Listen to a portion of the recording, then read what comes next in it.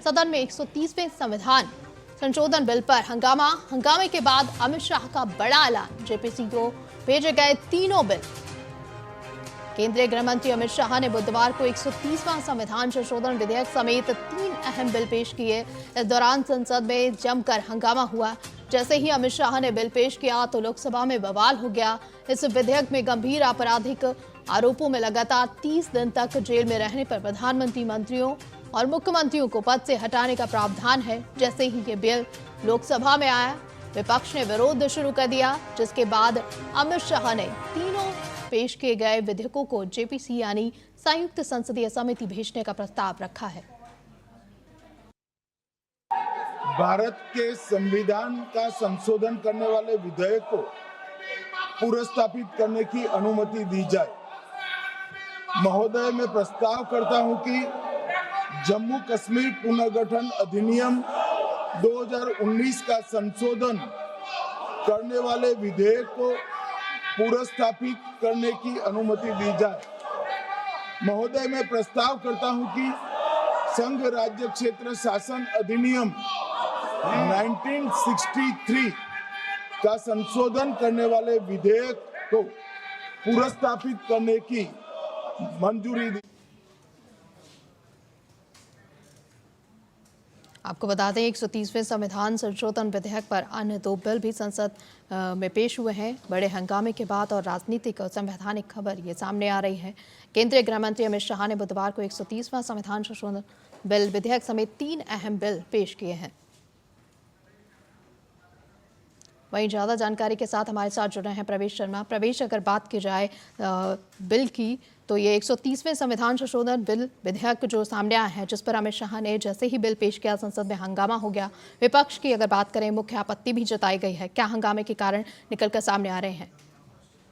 देखिए, लगातार मानसून सत्र में हम एसआईआर को लेकर जो हंगामा तो देख रहे हैं, लेकिन आज संविधान विधेयक 2025 और केंद्र शासित प्रदेश 2025 साथ ही जम्मू और कश्मीर पुनर्गठन विधेयक 2025 को लेकर बिल पेश करते हुए गृह मंत्री अमित शाह ने जैसे ही बोलना शुरू किया तो पूरा विपक्ष फिर से एकजुट होकर हंगामा करने लगा।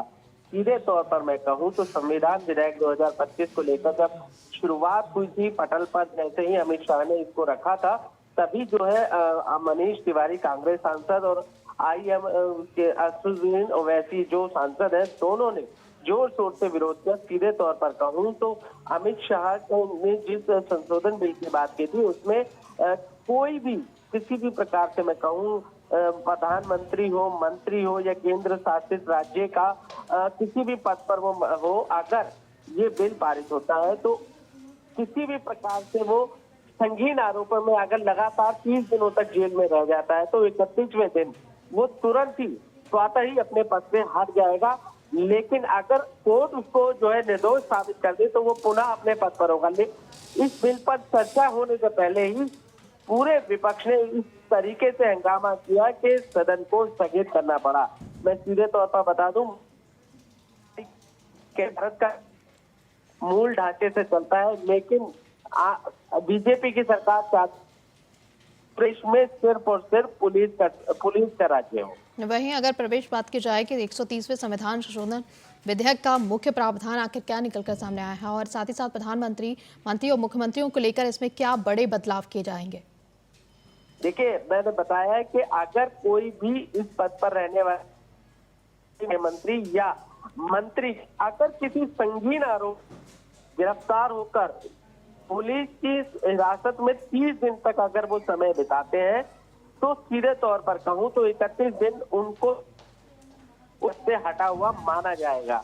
सबसे बड़ी बात यह है कि सबसे बढ़िया और मैं कहूंगा अच्छी बात यह है कि अगर आप निर्दोष साबित हो जाते हैं कोर्ट में तो आपको पुनः उस पद की स्वीकृति भी दी जाएगी। लेकिन पूरा विपक्ष इस बिल को बता रहा है कि ये जबरदस्ती है या ये कहीं लोकतंत्र की हत्या है या ये पुलिस की दादागिरी है। मैं आपको बता दूं, वैसे ही जो साहब है उन्होंने तो सीधे तौर पर ये कहा है कि ये तो न्यायाधीशों को जल्लाद तक बनाने की जो है प्रक्रिया को शुरू कराने वाला बिल है।